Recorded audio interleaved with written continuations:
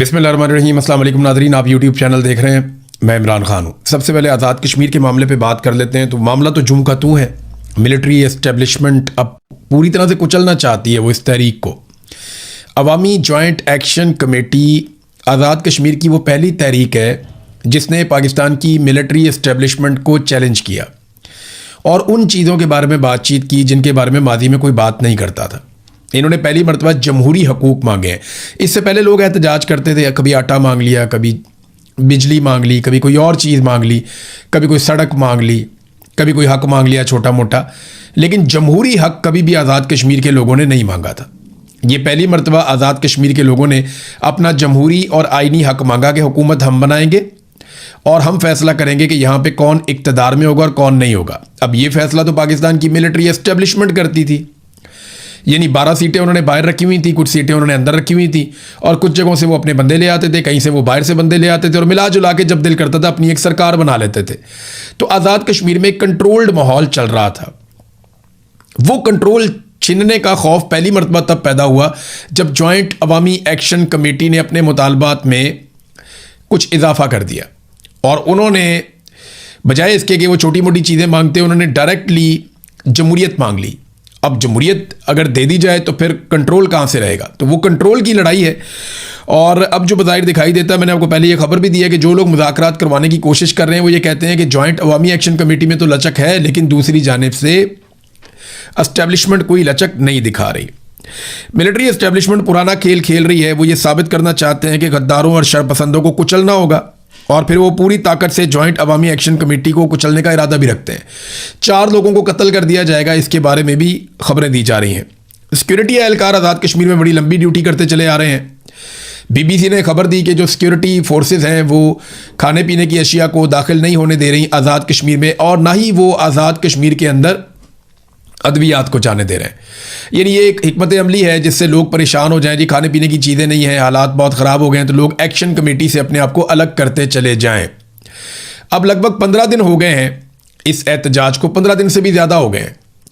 यानी आप समझ लें 3 हफ्ते होने वाले हैं इस एहतजाज को और लगातार ये एहतजाज चल रहा है। लोग थक नहीं रहे, लोग लगातार एहतजाज कर रहे हैं। ना सिर्फ एहतजाज कर रहे हैं बल्कि उनकी तादाद में बाज़ औक़ात बहुत इजाफा हो जाता है। जब भी मार कुटाई होती है तो तादाद बढ़ जाती है। अब रास्ते कैसे खुलेंगे? जॉइंट अवामी एक्शन कमेटी लचक दिखा रही है मुज़ाकरात करने के लिए। कुछ लोग बीच में पड़े भी हैं। मैं उम्मीद करता हूं कि जो लोग बीच में आए हैं वो मुज़ाकरात करके कोई रास्ता निकाल देंगे और ये मामला इस तरीके से भी हल हो जाए कि लोगों को उनका कुछ जमहूरी हक भी मिल जाए और उसके अलावा आज़ाद कश्मीर के लोगों को जो उनके जायज़ मुतालबात हैं वो तस्लीम कर दिए जाएँ। तो ये सबके लिए विन विन सिचुएशन होगी। लेकिन मिलिट्री एस्टेब्लिशमेंट जो है वो इस मौके को ज़ाया नहीं करना चाहेंगे। देखें, अगर ये लोग आज अपने थोड़े से मुतालबात मनवा कर भी चले गए ना तो ये कल दोबारा आ जाएंगे, ये बात सबको पता है। और ये जब दोबारा आएंगे ये अपना एक नया मुतालबा मनवाएंगे, क्योंकि अवामी ताकत है ना। अवाम को जब पता चल जाए कि वो ताकतवर हैं और वो अपनी बात मनवा सकते हैं तो फिर उनके मुतालबात बढ़ते चले जाते हैं। मिसाल के तौर पे उनका जो मेन मुतालबा है वो तो ये है ना कि यहाँ पे जो हुकूमत बनेगी वो हम बनाएंगे और जो हुकूमत फैसले करेगी वो हमारी मर्जी के मुताबिक करेगी। इसी को जमहूरियत कहते हैं। लेकिन जमहूरियत कभी भी आमरीत को सूट नहीं करती। कभी भी मिलिट्री जनरल्स जो हैं उनको जमहूरियत सूट नहीं करती। तो ये अब पंगा पड़ गया। बीबीसी ने जो खबरें दी थी उनकी तरदीद की गई हुकूमत की जानिब से कि जनाब बीबीसी ने गलत रिपोर्टिंग की है, ऐसा कुछ नहीं है, खाना भी जा रहा है, दवाइयाँ भी जा रही हैं आज़ाद कश्मीर में। लेकिन दूसरी जानिब जो वीडियोस और तस्वीर हैं वो भी अब सामने आ रही हैं। बहुत सारे लोग जो हैं वो ट्रकों की उन्होंने बाकायदा वीडियोस जारी कर दी कि जनाब ये ट्रक आज़ाद कश्मीर की तरफ आ रहे थे, ये ड्राइवर्स हैं, आप इनसे पूछ लें ये क्या बता रहे हैं। तो ड्राइवर्स कहते हैं जनाब हम गंदम लेकर जा रहे थे, हमें यहाँ पे रोक दिया गया, हमें आगे नहीं जाने दे रहे। तो बीबीसी की भी इस तरह की खबरें रिपोर्ट हुई हैं और हुकूमत जो है वो तरदीद बेशक जितनी मर्जी करती रहे, लेकिन हुकूमत के कुछ सोर्सेज और कुछ मिलिट्री के जो टाउट्स हैं वो अब बताना शुरू हो गए हैं कि इनको कुचला जाएगा और उनको शरपसंद का नाम अब दे दिया गया है। जैसा कि आपको याद होगा कि पहले नाम दिया गया था बुलवाइयों का और शरपसंदों का बंगालियों को, फिर मुल्क टूट गया, फिर बलूचिस्तान के जो लोग हैं उनको शरपसंद और दहशतगर्द कहा गया, फिर कबायली इलाकों में लोगों को दहशतगर्द और शरपसंद कहा गया, फिर पंजाब के अंदर भी यही किया गया, अब कश्मीर के अंदर वही किया जा रहा है, मुहाजिरों के साथ ये किया गया। तो जगह जगह पे पहले जो है वो शरपसंद करार देते हैं, पहले बुरा नाम देते हैं, उसके बाद गोली मार देते हैं। ये पुराना तरीक़ाकार है। जबरी गुमशुदगियाँ आप कश्मीर के अंदर भी देखेंगे, फ्यूचर में आपको नज़र आएंगी। वो बढ़ेंगी और इसलिए बढ़ेंगी कि जॉइंट अवामी एक्शन कमेटी के हर आदमी को कुचलने की पूरी कोशिश की जाएगी, जैसे तहरीक लब्बैक के साथ भी किया गया। तहरीक लब्बैक के बहुत सारी चीज़ों से मुझे इख्तलाफ है, तरीक़ाकार गलत था, लेकिन जो उनके साथ हो रहा है वो नाइंसाफ़ी है, वो गैर कानूनी है, गैर इंसानी है। जो दोनों भाई हैं साद रिजवी और अनस रिजवी, वो दोनों गायब हैं अभी तक, उनके बारे में कुछ पता नहीं किसी को कि वो कहाँ गए। ये दो भाई थे और ये इनका मौक़िफ़ गलत था, ये गालम गलोच भी करते थे, बदतमीज़ी भी करते थे, लोगों को धमकाते भी थे। मेरे साथ भी इन्होंने बदतमीज़ी की, लेकिन वो सारी चीज़ें अगर मैं एक साइड पे रख दूं, जो इनके साथ हो रहा है ना, ये बहुत बड़ा जुल्म और ज़्यादती है। जब मेरे साथ जुल्म हुआ तो ये लोग हंस रहे थे, मजाक कर रहे थे, लेकिन मैं सीरियसली आपको कह रहा हूँ कि मुझे दिल से तकलीफ़ है जो इन दो भाइयों के साथ और इनकी फैमिली के साथ हो रहा है। ये बिल्कुल नहीं होना चाहिए। इनके साथ कानून के मुताबिक अगर कोई सलूक आपने करना है तो करें, और जिन लोगों ने इन्हें जबरी तौर पे गुमशुदा किया हुआ है उन्हें कानून के कटहरे में ज़रूर लाना चाहिए। जब तक आप ये नहीं करेंगे पाकिस्तान आगे नहीं बढ़ेगा। मारंग बलोच का क्या कसूर था? यही कसूर था ना। मारंग बलोच भी जबरी गुमशुदगियों के खिलाफ और मसक शुदा लाशों के खिलाफ बात करती थी। अब जो वो आवाज़ उठा रही थी अपने लोगों के लिए, उस आवाज़ को बंद करने के लिए उम्र कैद की सजा ही सुना दी उसे, और एक ऐसे पुलिस वाले के कत्ल के जुर्म में सजा सुना दी गई जिसके बारे में बताया जाता है कि वो एक एक्सीडेंट में शहीद हो गया था। तो डाल दिया इनके खाते में। मारंग बलोच को उम्र कैद की सजा सुना दी और कोई बोलता नहीं, पाकिस्तान में बात करने के लिए कोई तैयार नहीं है। वो पाकिस्तान की बेटी, ऐसे लोगों को जब आप नाराज़ करते हैं तो बंदूक वाले लोग आते हैं। मैं बार बार रियासत को यह बात समझा रहा हूं कि जब आप नौजवानों को या आइन के और कानून के अंदर रहकर जो लोग एहतजाज करना चाहते हैं, जब आप उन लोगों को नाराज़ करते हैं तो फिर बंदूक वाले एलिमेंट सामने आते हैं, फिर दहशतगर्दी होती है, हालात ख़राब होते हैं। लिहाजा आप इन नौजवानों को वेलकम करें, इनके साथ बैठकर बात करें, यही एक रास्ता है। एक और खबर नाज़रीन चलवाई गई कि बैरिस्टर सैफ को इमरान खान और बुशरा बीबी मिलना चाहते हैं। तो बैरिस्टर सैफ जो है उनके जर्नैलों के साथ अच्छे ताल्लुकात हैं, और बैरिस्टर सैफ के मिलिट्री एस्टेब्लिशमेंट के साथ ताल्लुकात पाकिस्तान में बहुत सारे लोग क्लेम करते हैं कि कोई ढके छुपे नहीं है। बैरिस्टर सैफ जो है वो ख़ास किस्म का आदमी है और ख़ास किस्म के हालात में एक्टिव हो जाता है। तो अब ये खबर चलवाई गई कि जनाब इमरान खान ने और बुशरा बीबी ने बैरिस्टर सैफ को बुलवाया। अब हो सकता है खबर ठीक हो, लेकिन ऐसा लगता नहीं है। इतनी मार खाने के बाद अब वो बैरिस्टर साहब को बुलाएंगे। बहरहाल बैरिस्टर साहब जाएगा तो पता चलेगा कि उसको बुलाकर वो क्या कहना चाहते हैं। बैरिस्टर साहब बाहर आकर कभी भी वो बात नहीं करेगा जो बात पाकिस्तान की मिलिट्री एस्टेब्लिशमेंट को पसंद ना हो। गोलमोल बात करेगा, लेकिन वो मिलिट्री एस्टेब्लिशमेंट की नापसंद बात कोई भी बाहर आकर बैरिस्टर साहब मुझे नहीं लगता कि करेगा। थोड़ा बहुत वो करेगा, हल्का हल्का सा, हल्की आंच के ऊपर वो मामला उठाएगा, ताकि ये महसूस हो कि जैसे वो एक न्यूट्रल आदमी है और मिलिट्री एस्टेब्लिशमेंट के कंट्रोल में नहीं है और वो फ़ौज के मफाद के ख़िलाफ़ भी बात कर सकता है। हो सकता है एक दो जुमले, चार जुमले वो बोल भी दे, लेकिन ओवरऑल जो है वो ऐसा कुछ भी नहीं करेगा। बहरहाल देखते हैं बैरिस्टर साहब जाता है, इमरान खान मिलते हैं या नहीं मिलते, क्या होता है। एक और जो खबर आई हुई थी, रज़ी ताहिर साहब ने खबर दी थी कि जनरल कियानी ने, जो साबिक आर्मी चीफ है, एक दफ़ा उसने एक्सटेंशन भी ली थी, 6 साल वो आर्मी चीफ के तौर पे हुक्मरानी करके गया है, जनरल मुशर्रफ के बाद आया था। तो कहा जा रहा है कि जनरल कियानी साहब ने इमरान खान साहब से जेल के अंदर मुलाकात की है। ये खबर दी थी रज़ी ताहिर साहब ने और बड़े वसूख के साथ दी थी। बहुत सारे लोगों ने तरदीद की, लेकिन उन्होंने कहा नहीं, मेरी खबर ठीक है। फिर रज़ी ताहिर साहब को उठा लिया गया। मैंने बड़ा एनालिसिस किया कि इनको किस खबर पे उठाया गया, तो मुझे कोई ऐसी बड़ी चीज़ मिली नहीं जिसमें रज़ी ताहिर साहब जैसे सहाफ़ी को उठाया जाए। तो मुझे ऐसा लगता है कि शायद उन्हें इसलिए उठाया गया कि हमें ये बताओ तुम्हें ये खबर कहाँ से मिली, या तुम्हें किसने बताया कि जनरल कियानी की इमरान खान से मुलाकात हुई। अब साबिर शाकिर साहब जो हैं, उन्होंने भी इसके बारे में एक खबर दी है। वो भी ये कहते हैं कि जनरल कियानी की इमरान खान साहब से मुलाकात हुई और ये खबर दुरुस्त है। ये साबिर शाकिर साहब भी कह रहे हैं, रज़ी ताहिर साहब भी कह रहे हैं, 2-4 और जर्नलिस्ट हैं पाकिस्तान में, वो भी ये कह रहे हैं, और ये लोग अपनी खबर के ऊपर कायम है। बल्कि साबिर शाकिर साहब ने एक और बात की कि जनरल बाजवा को भी मुतहर्रिक किया गया, लेकिन मामला वहीं पे फंस जाता है। इमरान खान साहब कहते हैं मेरा मैंडेट वापस करो, इन चोरों डाकुओं को लाके मेरे मैंडेट के ऊपर क्यों बिठाया। देखिए, हुआ ये था कि 2024 में जब इलेक्शन चोरी कर दिया था आसिम मुनीर साहब ने, और ये लाकर 2 नंबर लोग बिठा दिए थे हुकूमत के अंदर, तो उस वक्त इमरान खान साहब ने कहा था कि मेरा मैंडेट मुझे वापस किया जाए। तो इस पर इमरान खान साहब को यह पैगाम दिया गया था कि आप 2 से 3 साल खामोश रहें और उसके बाद इलेक्शन हो जाएंगे, चीज़ें नॉर्मलाइज हो जाएंगी, हमें ज़रा सिस्टम को चलाने दें। अब 2 साल से ऊपर तो गुजर गए हैं, लगभग 2.5 साल गुजर गए जब इमरान खान साहब को कहा गया था कि 2 से 3 साल दें। 2.5 साल गुजर गए हैं, पीछे 6 महीने रह गए हैं। अगर 6 महीने बाद भी इमरान खान को इलेक्शन दिया जाए तो इमरान खान साहब के लिए ये कोई घाटे का सौदा नहीं है। तो जनरल बाजवा के बारे में कहा जा रहा है कि वो भी एक्टिवेट हुए हैं। वैसे बाजी में जनरल बाजवा ने बाहर काफ़ी मुलाकातें की हैं। अभी साबिर शाकिर साहब कह रहे हैं कि वो अभी भी ट्रैवल करते हैं। जो उनकी सेहत के बारे में खबरें हैं वो दुरुस्त नहीं हैं, और उन्होंने ये क्लेम किया कि जनरल बाजवा और जनरल कियानी, अशफाक परवेज़ कियानी, ये दोनों कहा जाता है कि ये दोनों मुतहर्रिक हैं और कोशिश कर रहे हैं कि किसी तरह इमरान खान साहब को मना के कोई रास्ता निकाल लें। कुछ ओवरसीज़ पाकिस्तानी भी ये कोशिश करते रहते हैं, कुछ पाकिस्तान के अंदर लोग हैं वो भी जोर लगाते रहते हैं। लेकिन इमरान खान साहब का ना मौक़िफ़ बड़ा उसूली और कानूनी है। वो ये कहते हैं जी आपने गैर कानूनी केसेस बनाए हुए, ये तो ख़त्म करें आप। दूसरा वो ये कहते हैं मेरा मैंडेट मुझे वापस करें। अगर मैंडेट वापस नहीं करना तो मुझे इलेक्शन की डेट आप दें और हमें पूरा मौका दें जाके हम अपना इलेक्शन लड़ें और इलेक्शन के अंदर जाकर मुकाबला करें। मुझे नहीं लगता कि आसिम मुनीर साहब ये होने देंगे, ये उनसे करवाना पड़ेगा। अब चाहे अंदर से लोग करवाएं चाहे बाहर से लोग करवाएं, ये आसिम मुनीर साहब से करवाना पड़ेगा, क्योंकि वो बहुत कंफर्टेबल हैं शहबाज शरीफ के साथ, आसिफ जरदारी के साथ, बिलावल के साथ, नवाज शरीफ के साथ, मरियम के साथ। वो बहुत कंफर्टेबल हैं। छोटी मोटी अपोजिशन है वो भी आपस में ये मिलजुल के कर लेते हैं। तो आसिम मुनीर बहुत कंफर्टेबल है। लेकिन मामला यह है कि पाकिस्तान की इकोनॉमी कंफर्टेबल नहीं है, Pakistan as a country comfortable नहीं है। तो अगर पाकिस्तान को आपने बचाना है तो इस वक्त आपको एक सियासी इस्तेहकाम लाना पड़ेगा, और सियासी इस्तेहकाम तब तक नहीं आएगा जब तक कि आप इमरान खान साहब को जेल से बाहर नहीं निकालते। नाज़रीन, इससे पहले कि मैं अगली खबरों की तरफ जाऊं, मैंने आपको याद होगा कि एक एप्लीकेशन है टैप टैप सेंड, इसके बारे में आपको बताया था कि इसे ओवरसीज़ पाकिस्तानी इस्तेमाल कर सकते हैं अपना पैसा पाकिस्तान भिजवाने के लिए। तो आप इस एप्लीकेशन को इस्तेमाल करें और टैप टैप सेंड के ज़रिए से अपने पैसे आप पाकिस्तान भिजवाएं। आपके पैसे ज़रा जल्दी चले जाएंगे, आपकी जो कटौती है वो कम होगी। दूसरा, आपको जो है वो एक रिलायबल सोर्स है जिससे आपका पैसा पाकिस्तान चला जाएगा।